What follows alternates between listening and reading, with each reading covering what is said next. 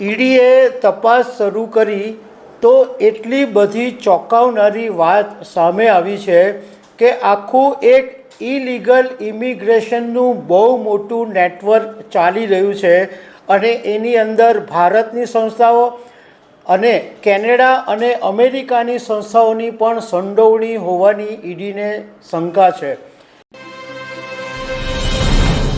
નમસ્કાર.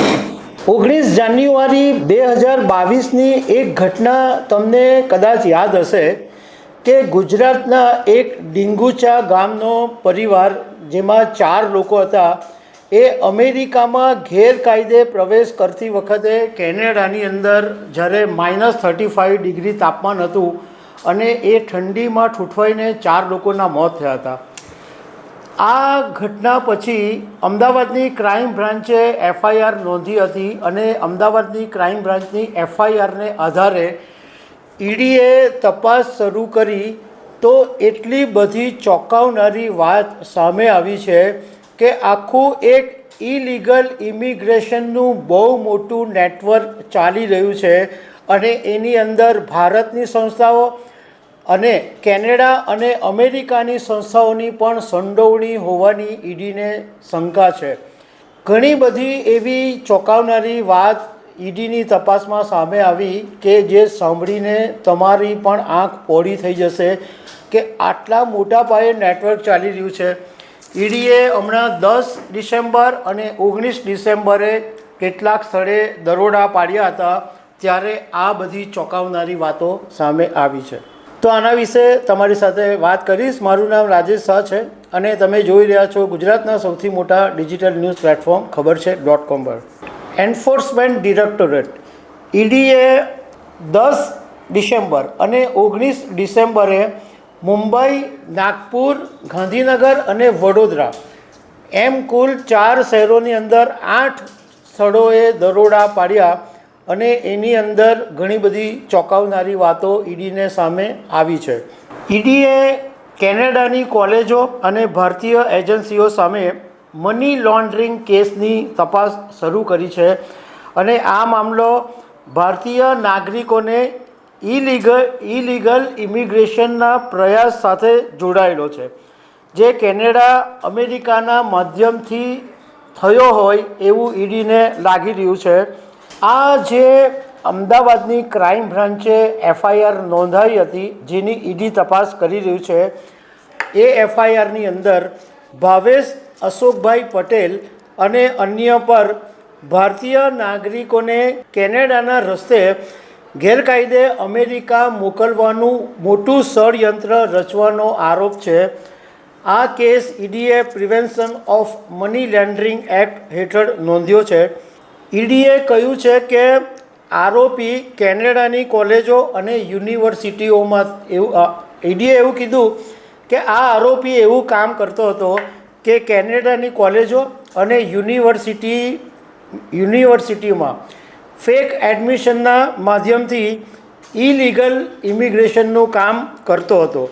આ નાગરિકોને કેનેડા જવા માટે સ્ટુડન્ટ વિઝા માટે અરજી કરવામાં આવી, પરંતુ ત્યાં પહોંચે પછી કોલેજમાં પ્રવેશ નહીં મેળવે અને એને બદલે તેઓ ગેરકાયદે અમેરિકાની સરહદ પાર કરી જાય અને પછી આ જે એજન્સી હોય તે એવું કરે કે અમેરિકા જે લોકો પહોંચી જાય ગેરકાયદેસર રીતે, એ પછી એમના ખાતામાં જે કોલેજોના એડમિશન માટે ફી લીધેલી હોય એ એમના ખાતાની અંદર પાછી મોકલી આપે.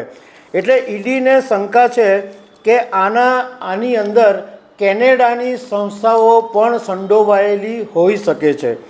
ઈડીએ ચોંકાવનારી વાત એ પણ કરી છે કે આ જે રેકેટ ચાલે છે ભારતીય નાગરિકોને ગેરકાયદેસર મોકલવાનું, એમાં એક વ્યક્તિ દીઠ 55 થી 60 લાખ રૂપિયા વસૂલવામાં આવે છે.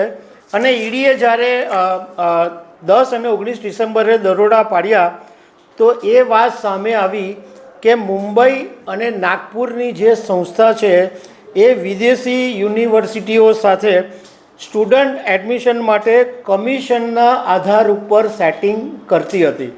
8 જગ્યાએ દરોડા પાડ્યા મુંબઈ, નાગપુર, ગાંધીનગર અને વડોદરાના જુદા જુદા સ્થળોએ.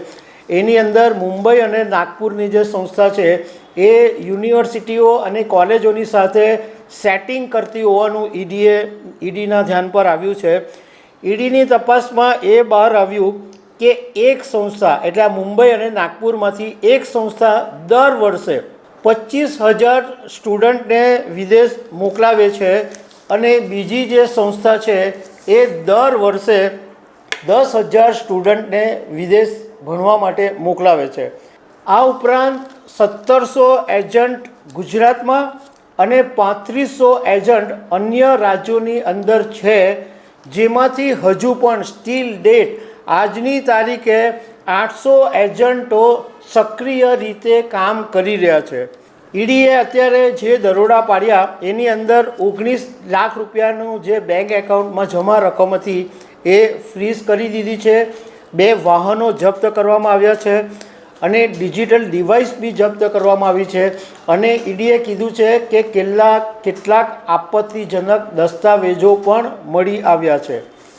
તપાસની અંદર એ વાત પણ સામે આવી કે 262 કેનેડાઓની જે સંસ્થાઓ છે એમાંથી કેટલીક જે કેનેડા અને અમેરિકાની સરહદની નજીક આવેલી છે તે આ ઇલીગલ ઇમિગ્રેશનના પ્રયાસમાં સામેલ હોઈ શકે છે.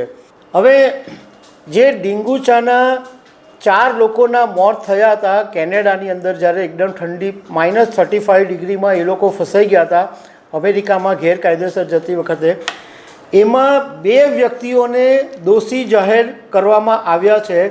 જેમાંથી એક છે ભારતનો હર્ષકુમાર રમણલાલ પટેલ, જેને ડર્ટી હેરી તરીકે ઓળખવામાં આવે છે, અને બીજો છે સ્ટીવ એન્થની સેન્ટ.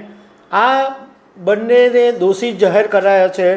એમની ઉપર ઇલીગલ ઇમિગ્રેશન અને અમેરિકામાં ગેરકાયદે પ્રવાસ મોકલવાનો આરોપ છે. ઈડીએ કીધું કે આ જે હર્ષ અને સ્ટીવ છે એ આખું જે મોટું ઇલીગલ ઇમિગ્રેશનનું જે નેટવર્ક ચાલે છે એનો ખાલી 2 ભાગ છે. આ સિવાય પણ એટલું મોટું નેટવર્ક ચાલે છે અને ઈડી અત્યારે આ બાબતમાં વધુ ઊંડાણથી તપાસ કરી રહી છે. તો આના પછી પણ મોટા ખુલાસા થવાની શક્યતા છે. તો દર્શક મિત્રો, આવી અનેક વાતો સાથે અમે તમને મળતા રહીશું. Thank you very much.